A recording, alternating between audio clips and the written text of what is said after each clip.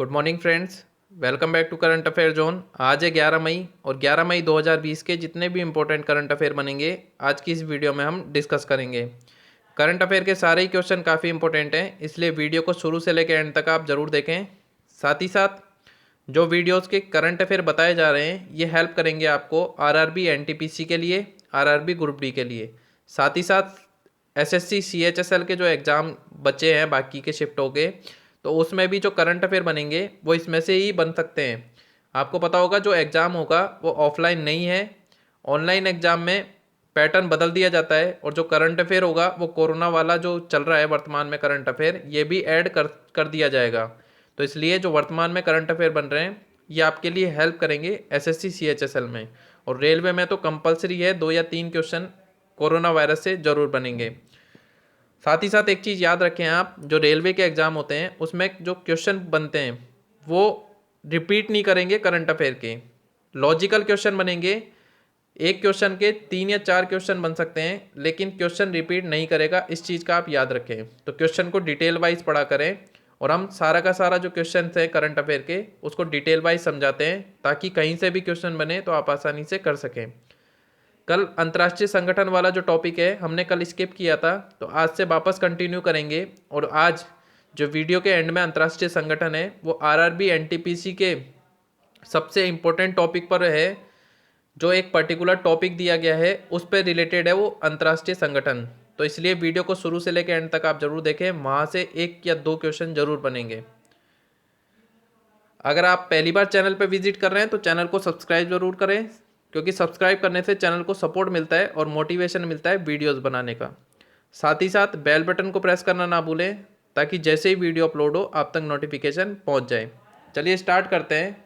सबसे पहले बात करें कोरोना ग्राफ की, तो कोरोना ग्राफ में स्टार्टिंग के आपको 5 याद रखने हैं एग्जाम से पहले। सबसे पहले नंबर पर है अमेरिका, ये शायद आखिरी तक अमेरिका सबसे नंबर 1 पे रहे। लगभग 80,000 लोगों की मौत हो चुकी है। उसके बाद है स्पेन, यूके, इटली और रशिया। भारत का स्थान है यहाँ पे बहुत नीचे है भारत का स्थान। आपने एक चीज़ देखी होगी कि कल हमने जब कोरोना ग्राफ बताया था तो उसमें बेल्जियम जो देश था वो भारत से ऊपर था, लेकिन आज आप देखेंगे कि जो बेल्जियम देश है वो भारत से नीचे है। तो अब आप समझ सकते हैं कि कितना घातक है कोरोना वायरस का ये पेंडेमिक। लगभग 2212 लोगों की मौत हो चुकी है और केसेस की संख्या बढ़कर कितनी हो गई है 43,980, लगभग 44,000 पहुंचने वाली है। तो आप अभी भी अगर बाहर जाएं तो सोशल डिस्टेंसिंग का पालन करें, मास्क लगा कर जाएं और इन सारी चीज़ों को अपनाएं। आरोग्य सेतु ऐप को डाउनलोड करें, वहाँ पर जो निर्देश दिए गए हैं उसका सख्ती से पालन करें, क्योंकि कोरोना वायरस अभी भी काफ़ी घातक बना हुआ है। चलिए स्टार्ट करते हैं आज का करंट अफेयर। हाल ही में आईसीएमआर ने कोविड-19 टेस्टिंग किट की डिलीवरी के लिए किसके साथ समझौता किया है? तो आईसीएमआर ने कोविड-19 जो टेस्टिंग किट होती है उसकी डिलीवरी के लिए समझौता किया है इंडिया पोस्ट से, या फिर हिंदी में बोले तो भारतीय डाक से। अब इसमें जो इम्पोर्टेंट क्वेश्चन बनता है वो सारे के सारे हम डिस्कस कर लेते हैं। सबसे पहले बात करें आईसीएमआर की, तो आईसीएमआर काफ़ी चर्चा में बना हुआ है।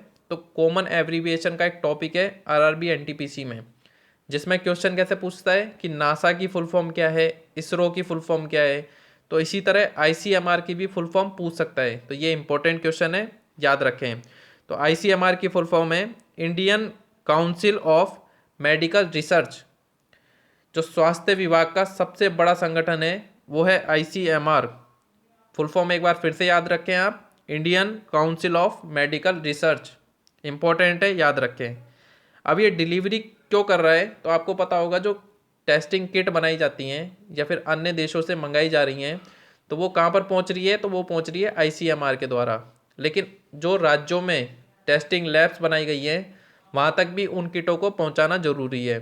तो उन किटों को वहाँ तक पहुँचाने के लिए समझौता किया है भारतीय पोस्ट के साथ, या फिर डाक पोस्ट के साथ समझौता किया है। तो ये किया है आईसीएमआर ने। साथ ही साथ आपको एक चीज़ और याद रखनी है कि जो इंडिया पोस्ट है या फिर भारतीय डाक है ये किसके अंडर में आता है, तो ये आता है संचार मंत्रालय के अंडर में। संचार मंत्रालय के अंडर में आता है। जैसे हमने डिस्कस किया था पहले, सीएसआईआर जो वैज्ञानिक संगठन है वो किसके अंडर में आता है, तो वो आता है रक्षा मंत्रालय के संगठन में अंडर में आता है, और उसका जो हेड कौन है, उसका हेड होता है प्रधानमंत्री। तो उसी तरह जो भारतीय डाक है ये किसके अंडर में आता है, संचार मंत्रालय के अंडर में आता है। साथ ही साथ एक चीज और आप याद रखें कि संचार मंत्री कौन है वर्तमान में, तो संचार मंत्री हैं रविशंकर प्रसाद, इनका नाम आप याद रखें।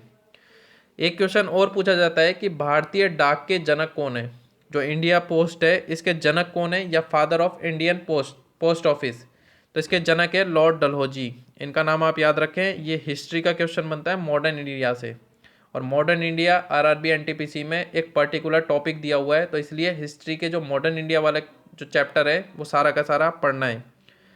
लॉर्ड डलहौजी को बोला जाता है भारतीय डाक पोस्ट का जनक। साथ ही साथ लॉर्ड डलहौजी को क्या बोला जाता है कि रेलवे का जनक भी बोला जाता है लॉर्ड डलहौजी को। क्यों बोला जाता है वो आपको अभी पता चल जाएगा। कि जो इंडिया पोस्ट है इसकी स्थापना कब हुई थी, तो इसकी स्थापना हुई थी 1 अप्रैल 1854 को, और 1854 से एक साल पहले अगर आप जाएंगे तो अप्रैल महीने के 1853 में पहली ट्रेन चली थी मुंबई से ठाणे, तो वो किसके कार्यकाल में चली थी, तो लॉर्ड डलहौजी के कार्यकाल में चली थी। तो इस टाइम जो कार्यकाल है वो किसका है, लॉर्ड डलहौजी का। तो इसलिए रेलवे का जनक और भारतीय डाक का जनक किसे बोला जाता है, लॉर्ड डलहौजी को बोला जाता है। एक चीज़ और आप याद रखें कि जो भारतीय डाक है इसका मुख्यालय कहाँ है, या फिर इसका हेडक्वार्टर कहाँ है, तो हेडक्वार्टर मिलेगा आपको नई दिल्ली में। तो ये इंपॉर्टेंट चीज़ है, इसको आप याद रखें। जो भारतीय डाक है उसके 16 क्षेत्रीय डिवीजन है, उसकी माध्यम से 200 लैबों तक पहुंचाई जाएगी ये टेस्टिंग किट। और सबसे ज़्यादा इम्पोर्टेंट है कि जिस भी संगठन ने टेस्टिंग किट बनाई है तो उस संगठन के बारे में आप याद रखें, चाहे वो आईआईटी हो, चाहे वो एम्स हो, या फिर भारत से अगर बाहर किसी देश के अन्य में बनाई गई है तो वो भी आप साथ के साथ याद रखें, करंट अफेयर में क्वेश्चन बन सकता है। हाल ही में किस राज्य की सरकार ने प्रवासी राहत मित्र ऐप को लॉन्च किया है, तो प्रवासी राहत मित्र ऐप को लॉन्च किया है उत्तर प्रदेश की सरकार ने। और आपने देखा होगा उत्तर प्रदेश की सरकार सबसे ज़्यादा योजनाएं और सबसे ज़्यादा ऐप ये लॉन्च कर रही है, जो इम्पोर्टेंट भी बन रहा है उत्तर प्रदेश। डिटेल में पढ़ कर जाएं, अगर आपका कोई यूपी SSC का एग्ज़ाम है तो वो इम्पोर्टेंट रहेगा उत्तर प्रदेश के द्वारा। उत्तर प्रदेश के सबसे ज़्यादा करंट अफेयर के क्वेश्चन बनेंगे रेलवे में भी और ग्रुप डी में भी, तो इसलिए डिटेल में पढ़कर जाएं। एक तो हो गया ये प्रवासी राहत मित्र ऐप। अब ये क्या है ऐप, इसके बारे में हम जान लेते हैं। आपको पता होगा कोरोना वायरस के कारण काफ़ी जो लोग हैं या फिर काफ़ी जो रोजगार व्यक्ति थे उनकी जो रोजगार है वो चला गया है या फिर नौकरियों से निकाल दिए गए हैं। तो उसके लिए योगी आदित्यनाथ ने एक पोर्टल बनाया है या फिर एक ऐप बनाया है। तो उस ऐप से क्या होगा कि आप घर बैठे ये देख सकते हैं कि सरकारी योजनाएं कौन कौन सी निकली हैं, सरकारी नौकरियां कौन कौन सी निकली हैं, और जिस हिसाब से आपकी एजुकेशन होगी उस हिसाब से आप देख सकते हैं। अगर आपकी 10th क्लास की अब 10th क्लास तक एजुकेशन है तो आप देख सकते हैं कि 10th क्लास तक की आपकी कौन सी नौकरी निकली है। अगर आपका ग्रेजुएशन है तो आप ग्रेजुएशन के हिसाब से अपनी नौकरी देख सकते हैं। तो ये बनाया गया है प्रवासी राहत मित्र ऐप लोगों को रोजगार देने के लिए, या फिर साथ ही साथ जो पढ़े लिखे हैं उनको रोजगार तो मिलेगा ही मिलेगा, और जो मजदूर हैं जो अशिक्षित हैं उनके रोजगार के लिए भी योगी सरकार काफ़ी मेहनत कर रही है। तो इसलिए उत्तर प्रदेश के बारे में आपको डिटेल में पढ़ना है। साथ ही साथ एक चीज़ याद रखें कि जो प्रवासी राहत मित्र ऐप है ये उत्तर प्रदेश की सरकार ने किसके साथ मिलकर बनाया है, तो ये बना है यूनाइटेड नेशन डेवलपमेंट प्रोग्राम के साथ, UNDP के साथ। हिंदी में क्या बोलेंगे, संयुक्त राष्ट्र विकास कार्यक्रम के साथ मिलकर बनाया है। अब बात हो रही है उत्तर प्रदेश की, तो उत्तर प्रदेश ने काफ़ी योजनाएं लॉन्च करी हैं। आप डिटेल में पढ़कर जाएं इसके बारे में। एग्जाम में क्या होता है कि क्वेश्चन जो योजनाओं से होगा वो रिपीट नहीं होगा, लेकिन जो उसके फैक्ट्स होंगे वो अलग अलग शिफ्टों में पूछ सकता है। जैसे सुबह वाली शिफ्ट में अगर किसी योजना के बारे में पूछा है तो उसी योजना का कुछ फैक्ट्स सेकंड वाली शिफ्ट में पूछेगा, और उसी योजना का कुछ फैक्ट तीसरी शिफ्ट में पूछ सकता है। तो इसलिए योजनाओं को पूरा ढंग से पढ़कर जाएं। अब हम डिस्कस कर लेते हैं उत्तर प्रदेश की योजनाएं। सबसे पहले एक ऐप और लॉन्च किया था इन्होंने, आयुष कवच कोविड ऐप। ये ऐप है, और प्रवासी राहत मित्र ऐप, ये 2 ऐप हैं। साथ ही साथ पूल टेस्टिंग करने वाला देश का पहला राज्य कौन सा था, तो वो था उत्तर प्रदेश। तीसरा, आभासी कोड आपने देखा होगा 3 बजे जिनके ऊपर NSA लगी थी उसके 3 बजे कोर्ट खुलवाकर और 5:15 बजे तक उनको जेल में डाल दिया गया। तो अब जो मजिस्ट्रेट या फिर न्यायाधीश होते थे वो कोर्ट में ना जाएं लॉकडाउन की वजह से, तो वो घर बैठे उनको सज़ा दे सकते हैं। तो इसके लिए स्टार्ट किया था आभासी कोर्ट। साथ ही साथ जियोटेक सामुदायिक किचन या फिर जियोटेक कम्युनिटी किचन, तो ये स्टार्ट किया था। लगभग 12 लाख पैकेट बनाए गए थे, फूड पैकेट, जो गरीबों में या फिर मजदूरों में बांटे जाएंगे। साथ ही साथ हमने कल डिस्कस किया था कि उत्तर प्रदेश के लगभग 75 ज़िले हैं। उन सभी ज़िलों में जितने भी हॉस्पिटल में बेड हैं उनमें एक एक वेंटिलेटर हर बेड पर दिया जाएगा। और ऐसा करने वाला भारत का पहला राज्य कौन सा है? उत्तर प्रदेश। तो ये हुई उत्तर प्रदेश की योजनाओं के बारे में बात, इंपॉर्टेंट है, याद रखें। साथ ही साथ एक क्वेश्चन एग्जाम में क्या पूछा जाता है रेलवे एनटीपीसी का, अगर आपने प्रीवियस ईयर का पेपर देखा होगा तो लोकसभा की सीटें पूछी जाती हैं। डायरेक्ट लोकसभा की सीट पूछ लेता है। तो लोकसभा की सीट है उत्तर प्रदेश की 80, और सबसे ज़्यादा सीटें किसकी हैं? उत्तर प्रदेश की हैं। बात करें राज्यसभा की, तो राज्यसभा में भी सबसे ज़्यादा सीटें किसकी हैं? उत्तर प्रदेश की। कितनी हैं? 31। साथ ही साथ विधानसभा, विधानसभा में कितनी सीटें हैं? 403। ये भी सबसे ज़्यादा विधानसभा में सीटें उत्तर प्रदेश की हैं। और बात करें विधान परिषद में, तो विधान परिषद में कितनी है? लगभग नहीं कहेंगे, एग्जैक्ट 100 सीटें हैं इसकी विधान परिषद में। अब ये हुई इंपॉर्टेंट चीज़। विधान परिषद से एक चीज़ याद रखें कि हाल ही में धारा 370 हटने के बाद जम्मू कश्मीर से विधान परिषद खत्म कर दी गई है। आंध्र प्रदेश ने विधानसभा में एक विधेयक पारित करके विधान परिषद खत्म कर दी गई है। अब टोटल विधान परिषद कितनी है देश में? 5 राज्यों में है विधान परिषद। तो ये पाँचों के बारे में आप पढ़कर जाएं। ऑड वन आउट में आपको क्वेश्चन मिल सकता है वहाँ पे, या फिर संख्या पूछ सकता है कि कितनी संख्या में विधान परिषद हैं भारत में। तो 5 विधान परिषद हैं भारत में। अब बात हो रही है उत्तर प्रदेश की। तो उत्तर प्रदेश से एक चीज़ आप याद रखें, उत्तर प्रदेश के मुख्यमंत्री हैं योगी आदित्यनाथ। राज्यपाल का नाम आप याद रखें, आनंदीबेन पटेल। गलती ना कर दें एग्जाम में, 1 मार्क्स चला जाएगा आपका। राज्यपाल है आनंदीबेन पटेल। राजधानी क्या मिलेगी आपको? राजधानी मिलेगी लखनऊ। राष्ट्रीय पार्क क्या मिलेगा? राष्ट्रीय पार्क मिलेगा आपको दुधवा राष्ट्रीय पार्क। इस चीज़ को आप याद रखें। हाल ही में किस राज्य की सरकार ने पान मसाला को 1 वर्ष के लिए प्रतिबंधित किया है? तो प्रतिबंधित किया है, परमानेंट बैन नहीं लगाया है। इस चीज़ को आप याद रखें। लगभग 11 पान मसाला के ब्रांड होते हैं जिस पर 1 वर्ष का प्रतिबंधित लगाया है झारखंड सरकार ने। झारखंड में किसकी सरकार है? तो झारखंड में सरकार है हेमंत सोरेन की, जो कि मुख्यमंत्री हैं झारखंड में। कौन सी पार्टी के हैं? तो झारखंड मुक्ति मोर्चा। और ये 11वें नंबर के मुख्यमंत्री बने हैं झारखंड के। राज्यपाल का नाम आप याद रखें, द्रौपदी मुर्मू राज्यपाल का नाम है। राजधानी क्या मिलेगी आपको? राजधानी मिलेगी रांची। साथ ही साथ झारखंड की एक योजना है जो काफ़ी इंपॉर्टेंट है, वो है मुख्यमंत्री दीदी किचन।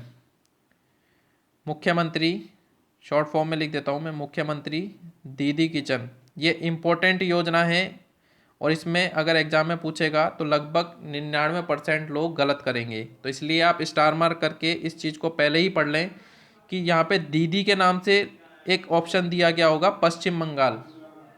तो पश्चिम बंगाल लोग दीदी के नाम से ही टिक कर देंगे, लेकिन आपको पढ़ना है और ये क्वेश्चन रेलवे की शिफ्ट में कंपलसरी है, पूछा जाएगा। तो दीदी किचन स्टार्ट किया है झारखंड की सरकार ने। पहले क्या होता था, जब लॉकडाउन दूसरा चल रहा था तो 2 टाइम का खाना दिया गया था सरकार की तरफ से लगभग 1.5 लाख लोगों को। लेकिन जैसे ही लॉकडाउन तीसरा चालू किया गया है, 1 टाइम का खाना दिया जाता है मुख्यमंत्री दीदी किचन योजना से। राष्ट्रीय पार्क याद रखें, राष्ट्रीय पार्क आपको एक ही मिलेगा झारखंड में, वो मिलेगा आपको बेतला राष्ट्रीय पार्क। बेतला राष्ट्रीय पार्क इंपॉर्टेंट है, एग्जाम में क्वेश्चन बनता है। हाल ही में किस वित्तीय संस्थान ने किसानों को कर्ज प्रदान करने के लिए राज्य सहकारी बैंक और क्षेत्रीय ग्रामीण बैंक को 100 या फिर 12,767 करोड़ रुपए का ऋण दिया है? तो 12,700 करोड़ रुपए का ऋण दिया है नाबार्ड ने। इंपॉर्टेंट है नाबार्ड, भारत का संगठन है और भारतीय संगठन भी आपको पढ़कर जाने हैं, एग्जाम में जरूर पूछे जाएंगे क्योंकि टॉपिक दिया हुआ है। तो नाबार्ड ने दिया है। सबसे पहले बात करें कि राज्य सहकारी बैंक कितने हैं। राज्य सहकारी बैंक कितने हैं भारत में? तो वो हैं 33। और क्षेत्रीय ग्रामीण बैंक या फिर रीजनल रूरल बैंक कितने हैं? तो ये हैं 45। तो इनके बारे में आप पहले तो ये याद रखें, राज्य सहकारी बैंक कितने हैं? 33।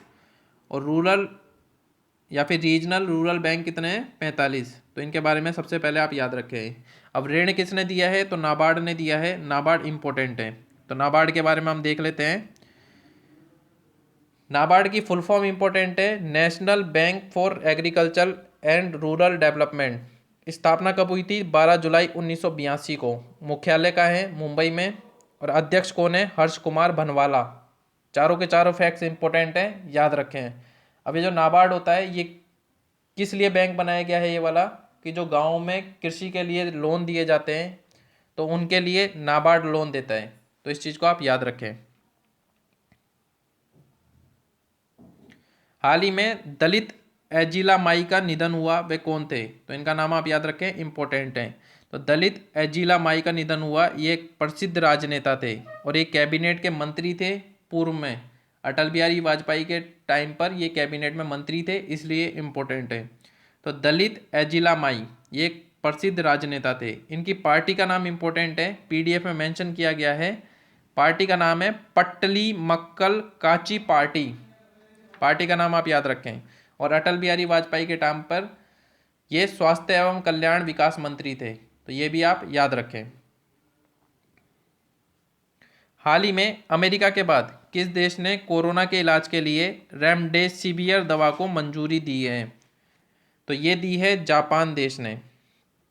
जो ये दवाई है रेमडेसिवियर, ये दवाई क्या होती है कि टेस्टिंग के लिए यूज़ की जाती है। तो लेकिन अब कोरोना वायरस का चल रहा है केस, तो अमेरिका में लगभग बहुत सारी मौतें हो चुकी हैं, तो उसके कारण अब इलाज में भी अमेरिका ने इसको मंजूरी दी थी। तो अमेरिका के बाद अब जापान ने इसको मंजूरी दी है कोरोना वायरस के मरीजों के लिए। बात हो रही है जापान की, तो जापान की राजधानी आपको मिलेगी टोक्यो। जापान की मुद्रा आप याद रखें, जापान की मुद्रा है येन। साथ ही साथ प्रधानमंत्री कौन मिलेंगे आपको? प्रधानमंत्री मिलेंगे आपको शिंजो आबे। और जापान ऐसा देश है जहाँ पर राष्ट्रपति का कोई पद नहीं होता। संसद मिलेगी आपको डाइट। तो इस चीज़ के बारे में आप याद रखें, संसद का नाम आप इम्पोर्टेंट है, ये याद रखें। डाइट है जापान की संसद। रशिया की संसद आपको मिलेगी ड्यूमा। तो दोनों में कंफ्यूज ना हो। एक अफगानिस्तान की संसद का नाम पूछता है, तो उसका नाम है शोरा। शोरा नाम है अफगानिस्तान की संसद का नाम। तो इस चीज़ को आप याद रखें, इंपॉर्टेंट फैक्ट्स है। हाल ही में वर्ष 2020 का फ्रीडम ऑफ स्पीच पुरस्कार से किसे सम्मानित किया गया है? इंपॉर्टेंट क्वेश्चन है, एग्जाम में क्वेश्चन बन सकता है। यहाँ से हम 2 क्वेश्चन और डिस्कस करेंगे। फ्रीडम ऑफ स्पीच पुरस्कार सबसे पहले बात करें, ये देता कौन है? तो जर्मनी की डायचे वेले एक संगठन है, उसके द्वारा दिया जाता है फ्रीडम ऑफ स्पीच पुरस्कार। तो ये मिला है सिद्धार्थ वरदरा राजन को। इनका नाम आप याद रखें, इंपॉर्टेंट है। टोटल 17 पत्रकारों को मिला है। और जो सिद्धार्थ वरदरा राजन है, वरदरा राजन, ये कौन है? तो द वायर एक न्यूज एजेंसी है भारत के अंदर, आपने देखा होगा, लेफ्टिस्ट एजेंसी है ये द वायर। इस पर केस भी हुआ था हाल ही में कुछ दिन पहले, क्योंकि इसने फेक न्यूज़ चलाई थी अपने ट्विटर हैंडल से, तो इसके खिलाफ केस भी हुआ था। और लेफ्टिस्ट जो वामपंथी है उसका चैनल है ये द वायर। तो इसके संस्थापक और संपादक हैं सिद्धार्थ वरदरा राजन। इम्पोर्टेंट है, स्टार मार्क कर लें। साथ ही साथ आपको पढ़ना है कि जो हाल ही में पुलित्जर पुरस्कार मिला था कश्मीर के, उनके तीनों के नाम पढ़ने हैं आपको। साथ ही साथ रवीश कुमार का नाम आप याद रखें, इनको रेमन मैग्सेसे अवार्ड मिला था 2019 का। तो ये तीनों के तीनों इंपॉर्टेंट है, ये तीनों के तीनों आप याद रखें, यहाँ से क्वेश्चन बन सकता है आपकी शिफ्ट में। तो फ्रीडम ऑफ स्पीच पुरस्कार मिला है सिद्धार्थ वरदरा राजन को, द वायर के संस्थापक हैं। अब इम्पोर्टेंट क्या है, आप इसका नाम भी याद रख सकते हैं और साथ ही साथ किसके संपादक हैं? तो द वायर एजेंसी के। तो इस तरह के क्वेश्चन बन सकते हैं। संयुक्त राष्ट्र ने कोविड-19 से कमजोर देशों को निपटने के लिए कितने बिलियन डॉलर की वैश्विक मदद की घोषणा की है? तो ये इंपॉर्टेंट है क्योंकि पैसा दिया है यूनाइटेड नेशन ने।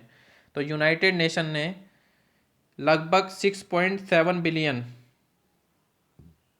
$6.7 बिलियन कमज़ोर देशों को कोविड-19 से निपटने के लिए देने की घोषणा की है। तो ऑप्शन डी इसका सही होगा। इंपॉर्टेंट क्वेश्चन है, स्टार मार्क कर ले।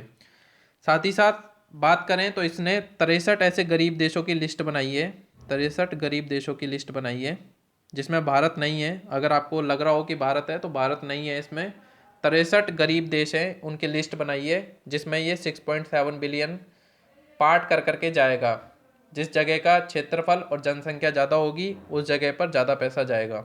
तो ये स्टार्ट किया है यूनाइटेड नेशन ने। अब अंतर्राष्ट्रीय संगठन है यूनाइटेड नेशन और काफ़ी इंपॉर्टेंट है, तो डिटेल में डिस्कस करते हैं। यूनाइटेड नेशन की बात करें तो स्थापना हुई थी 24 अक्टूबर 1945 को।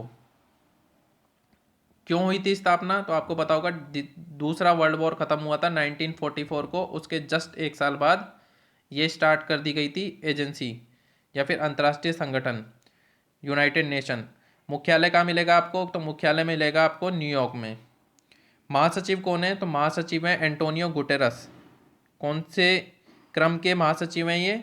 तो क्रम आप याद रखें, इनका क्रम है इनका 9वें नंबर के महासचिव हैं एंटोनियो गुटेरस। साथ ही साथ यूनाइटेड नेशन में एक जनरल असेंबली भी होती है। तो जनरल असेंबली के अध्यक्ष कौन है? तो वो हैं तिजानी मोहम्मद वंदे। इनका नाम आप याद रखें, इंपॉर्टेंट है। साथ ही साथ आरआरबी, एनटीपीसी या फिर ग्रुप डी में किस हिसाब से क्वेश्चन और बन सकते हैं कि जो यूनाइटेड नेशन है उसमें सबसे पहले हिंदी में भाषण किसने दिया था? तो सबसे पहले हिंदी में भाषण दिया था अटल बिहारी वाजपेयी जी ने। यूनाइटेड नेशन में सबसे पहले जो प्रस्तुति होती है या फिर कोई भी कार्यक्रम होता है तो वो किसने दी थी प्रस्तुति? भारतीय। तो वो दी थी भारत रत्न सुबा लक्ष्मी ने। उनको भारत रत्न भी मिला था, सुबा लक्ष्मी, उन्होंने दी थी यूनाइटेड नेशन में सबसे पहले प्रस्तुति।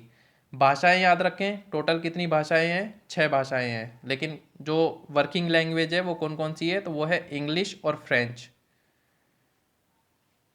तो ये हुई बात यूनाइटेड नेशन की। यूनाइटेड नेशन से लगभग 25 या 30 क्वेश्चन बनते हैं, वो सारे के सारे हम एक अलग सेपरेट वीडियोस में कवर करेंगे। यहाँ से आप इतने फैक्ट्स याद रखें, इतने फैक्ट्स इंपॉर्टेंट हैं। एग्जाम में अगर क्वेश्चन बनता है तो पहले ये वाले फैक्ट्स मेमोराइज करें आप। स्थापना, मुख्यालय, महासचिव और जनरल असेंबली के अध्यक्ष। साथ ही साथ जो इसके अलग अलग फैक्टर होते हैं कि एक तो हो गया जनरल असेंबली हो गई, एक होता है सिक्योरिटी, जैसे यूनाइटेड नेशन सिक्योरिटी फोर्सेस, तो उसके बारे में भी अब डिटेल में डिस्कस करेंगे।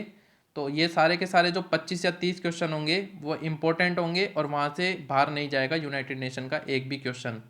तो इसलिए इम्पोर्टेंट है, आप याद रखें। अगर आपको वीडियो पसंद आई तो वीडियो को लाइक ज़रूर किया करें। साथ ही साथ आपको कंटेंट कैसा लगा ये आप कमेंट बॉक्स में ही बताया करें। अगर आपको इसमें कोई इम्प्रूवमेंट करवानी है तो वो भी आप कमेंट बॉक्स में बताएं, या फिर पर्सनल व्हाट्सएप के ग्रुप में आप मैसेज कर सकते हैं। एडमिन को जो मैसेज है वो मेरे को ही पहुंचेगा, तो आप वहाँ पर मैसेज करके बता सकते हैं अगर आपको वीडियो में कोई इम्प्रूवमेंट करवानी है तो। और अगर आपका कोई फेसबुक, व्हाट्सएप या फिर टेलीग्राम ग्रुप है स्टडी का, तो वहाँ पर आप वीडियो को शेयर कर सकते हैं ताकि आपके जो भाई हैं या फिर रिलेटिव्स हैं उनको भी वीडियो का लाभ प्राप्त हो सके।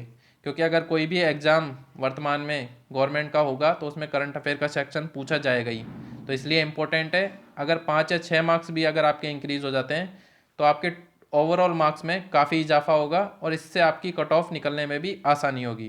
तो मिलते हैं नेक्स्ट वीडियोज़ में, तब तक के लिए जय हिंद, जय भारत।